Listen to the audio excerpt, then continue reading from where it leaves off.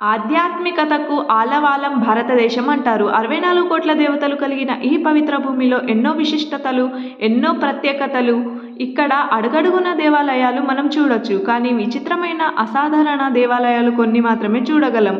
ఈ దేవాలయాల్లో ఉండే నమ్మకశౌక్యం కానీ నిజాలు వీటిని ప్రత్యేకంగా నిలిపాయి. అందులో కొన్ని 2000 సంవత్సరాలకు పైగా పురాతనమైనవి కావడం విశేషం.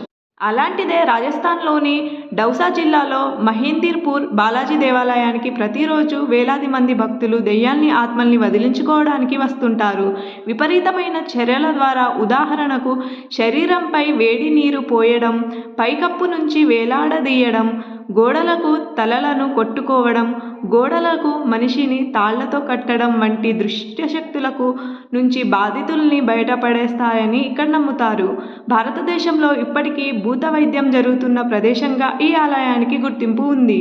ఈ ఆలయంలో ప్రసాదాన్ని ఇవ్వరు. అలాగే ఆలయం నుంచి బయటకు వెళ్ళేటప్పుడు భక్తులు వెనక్కి తిరిగి చూడరాదు అని చెబుతూ ఉంటారు. ఎందుకంటే దుష్టశక్తులు దీనిని ఆహ్వానం తీసుకొని శరీరంలోకి ప్రవేశిస్తాయని బలంగా నమ్ముతారు.